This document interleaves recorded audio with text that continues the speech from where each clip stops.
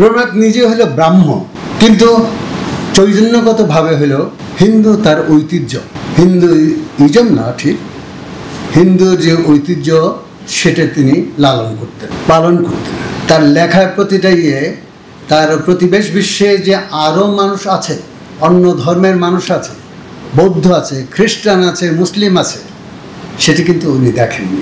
এই যে পরিবেশগত যে কথাগুলো বললেন বা আমরা যেটা জানি, সেক্ষেত্রে তার সীমাবদ্ধতা আমাদেরকে স্বীকার করতে হবে। আমি বেশি সময় নেব না, কারণ আমি শিক্ষক নই বা যাকে বলে অধ্যাপক নই। অধ্যাপকদের খুব সুবিধা, তারা সারা জীবন ছাত্রদের পড়িয়েছেন এবং সামনে যারা থাকেন তাদেরকে ছাত্রই মনে করেন। আমি মনে হলো যে আমি এখানে একজন ছাত্র হিসেবে আজ থেকে 45 বা 48 বছর বয়সে আগে যে কথাগুলো শুনতাম বা শুনেছি তার কিছুটা প্রতিধ্বনি ডক্টর হাবিবের মুখে আর আমাদের আপার মুখে শুনলাম। এবং আমি মনে করি যে আমাদের সভাপতি মাননীয় ডক্টর মোহাম্মদ আজম, যদিও তিনি অধ্যাপক, কিন্তু অধ্যাপক চৈতন্যের বাইরেও তার চিন্তা করার ক্ষমতা আছে। শিক্ষকদের অসুবিধা হলো তারা যা পড়ান, যা পড়েন তাকেই পুনর্বার নির্মাণ করেন। এর বাইরে চিন্তা করার ক্ষমতা খুবই কম লোকের আছে। এই জন্যে আমাদের অধ্যাপনা শিল্পের বিকাশ ঘটেনি। এটা আমার ব্যক্তিগত ধারণা। আপনারা আমার প্রতি রুষ্ট হবেন না, এটা আমার ব্যক্তিগত ধারণা। এটা সামাজিক বা রাজনৈতিক বা সাংস্কৃতিক কোনো ধারণা নয়। আমি হতে চেয়েছিলাম শিক্ষক, কিন্তু হয়ে গেছি একজন সাংবাদিক আর কিছুটা লেখালেখি করি। রবীন্দ্রনাথ যখন পড়েছি তখন তার প্রতি মুগ্ধ ছিলাম, যখন অন্যদের পড়েছি তখন সেই মুগ্ধতা কেটে গেছে আস্তে আস্তে। কারণ রবীন্দ্রনাথ থেকে আজকে 100 বছর আগে 100 বছর কাল কেটে গেছে এবং অনেক চিন্তার জানালা খুলে গেছে। সেই চিন্তাগুলোকে আমরা ধারণ করি। যেমন আজকে যদি রবীন্দ্রনাথ বেঁচে থাকতেন এবং নববর্ষ লিখতেন, তাহলে এই প্রবন্ধ লিখতেন না। আজকের যে ভূমি সংস্থান, আর্থসামাজিক রাজনৈতিক যে ভূমি সংস্থান, যে জীবনাচার এবং জীবনাচারের ভিতর দিয়ে যে সামরিক রাজনৈতিক যে গ্রাস চলছে, সে বিষয়গুলোকে তিনি তুলে ধরতেন। আপনাদের কাছে এটা এক ধরনের মনে হতে পারে যে রবীন্দ্রনাথ লিখতেন না। তার একটা প্যাটার্ন আছে, ধারাবাহিকভাবে তিনি নিজেকে তৈরি করেছেন এবং নিজের বক্তব্যগুলো উঠে এসেছে, আমরা তা পড়ে মুগ্ধ হয়েছি।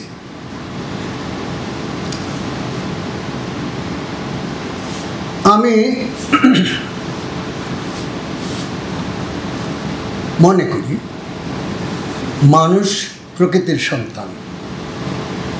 এই যে পরিবেশের কথা বললেন, প্রকৃতির কথা বললেন, মানুষ তার সন্তান। প্রকৃতি মানুষকে তৈরি করেছে,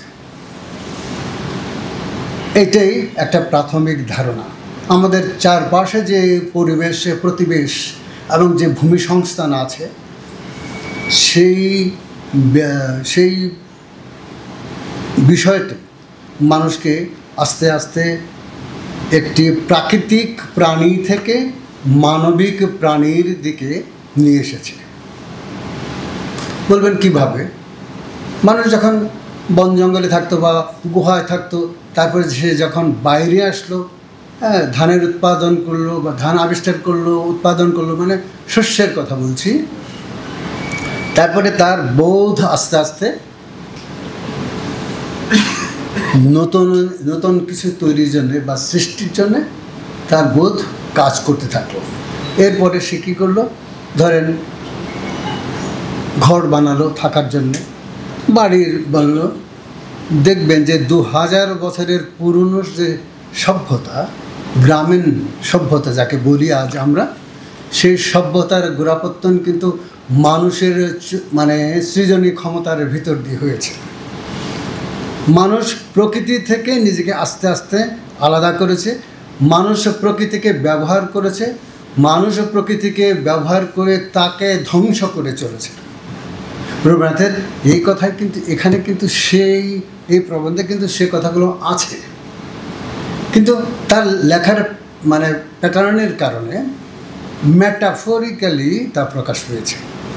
তিনি ডাইরেক্ট বলেন নাই যে এই যে আমাদের ঔপনিবেশিক ভারতীয় সরকার, তারা আমাদের ভূমি, আমাদের গাছপালা, আমাদের শস্য শ্যামলা সমস্ত প্রকৃতিকে ধ্বংস করছে। কিন্তু আজকে যদি বাঁচতেন তিনি কিন্তু আজকে বলতেন যে ব্রিটিশরা আমাদের এখানে অনেক কিছু ধ্বংস করে গেছে, অনেক কিছু লুটপাট করে নিয়ে গেছেন। রবীন্দ্রনাথের বলার স্টাইলটাই হলো তার নান্দনিক ব্যাপার। তিনি সোজা কথা একটু ঘুরিয়ে বলেন, পরোক্ষে বলেন। এই পরোক্ষ বলার যে বিষয়, এটি হইল আর্টের বিষয়, এইটাই শিল্পের বিষয়। তিনি শিল্পী, সেটা আমরা তার কবিতা, গান বা গদ্য পড়ে বুঝি। আজকের গদ্য এবং তার গদ্যের মধ্যে পার্থক্য এখানে। এই যে আমি বললাম যে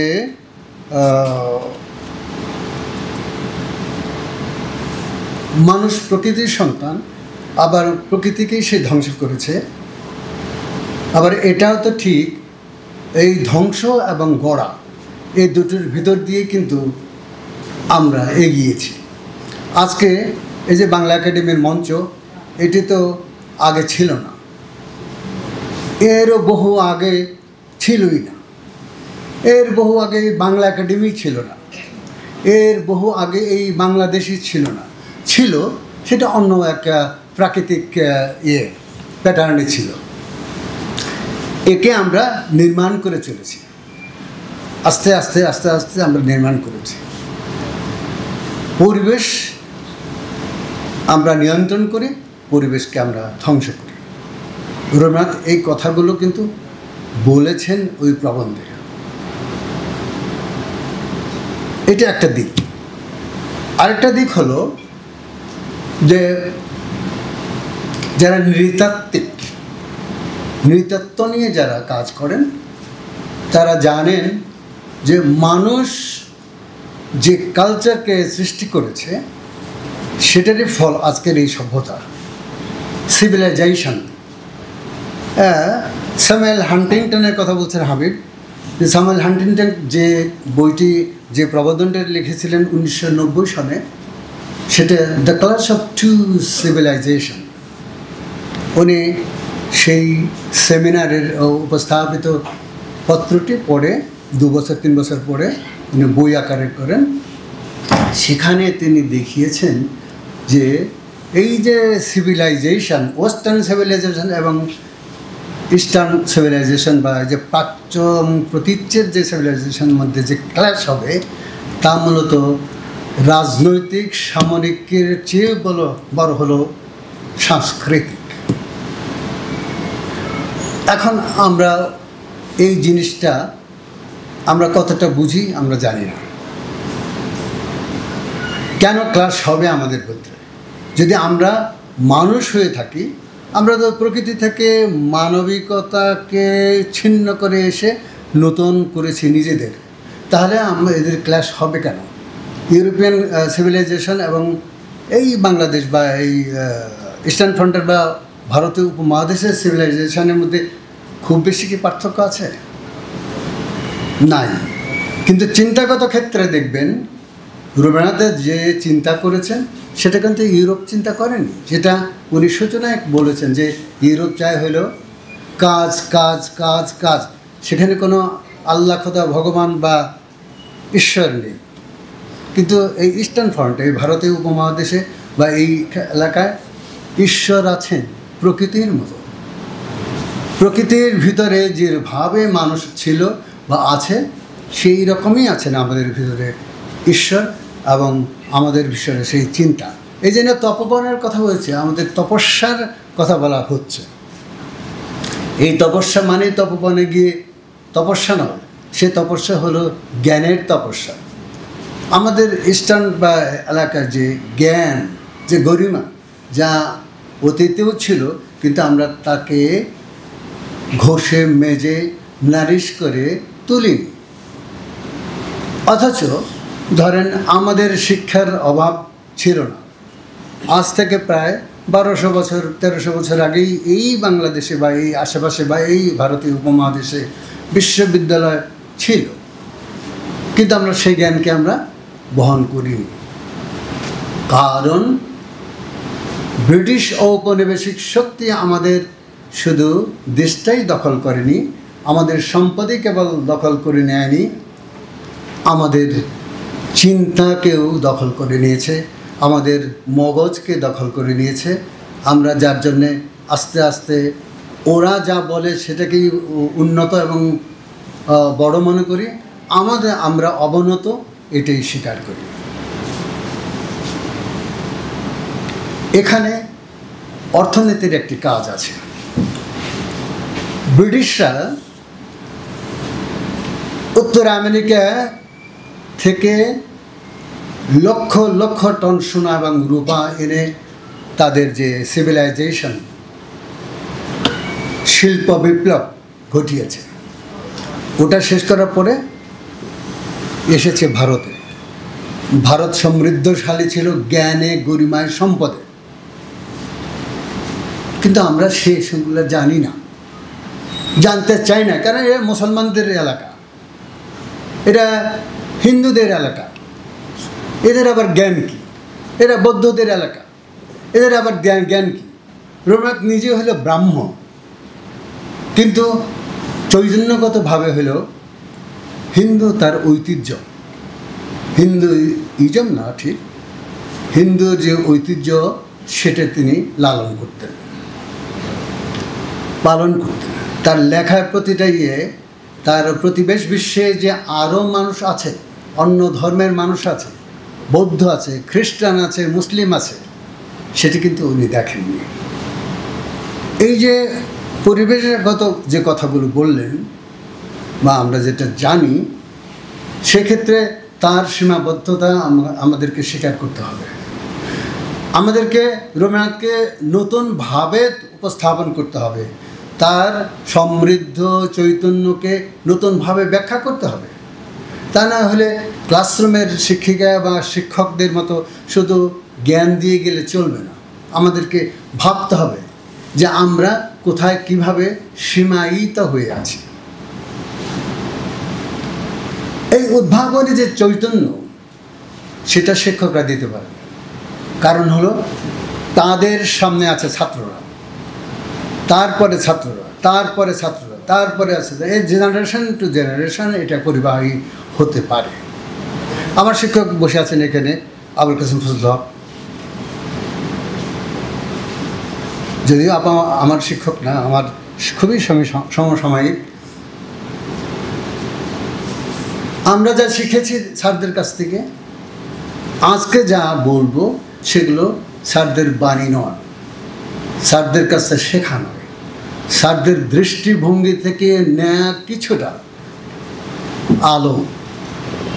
দিগন্তগুলোকে আমরা দেখেছি জানালা দিয়ে নয়, পুরা খুলে দিয়ে দেখতে হবে। এভাবে রবীন্দ্রনাথকেও এভাবে দেখতে হবে, রবীন্দ্রনাথের রচনাবলীকে এভাবেই দেখতে হবে এবং তাকে নতুনভাবে উপস্থাপন করতে হবে।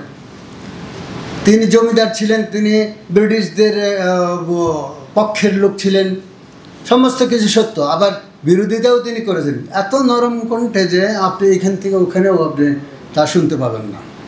কিন্তু অ্যালিগরিক্যালি যদি আপনি, মেটাফরিক্যালি যদি আপনি সেটাকে ধরেন, ব্যাখ্যা করেন, তাহলে তার চৈতন্যের দৃঢ়তা আমরা লক্ষ্য করি আছে, কিন্তু সেটাকে তিনি প্রকাশ করেন তার মতো করে। এই যে তার মতো করে প্রকাশ করা, এইটি হলো আত্মসচেতনতা, আত্ম উপলব্ধি এবং নিজেকে পৃথকভাবে উপস্থাপন করা। তার সমসাময়িক বা তার একটু পরের লোকেরা যারা সাহিত্যে জগতে এসছেন তারা কিন্তু রবীন্দ্রিক ভাষায় কিন্তু লেখেননি। কেন লেখেননি? তার মতো স্টলওয়ার্ড একজন লেখক যিনি নাকি নেটিভ ব্রিটিশ হিসেবে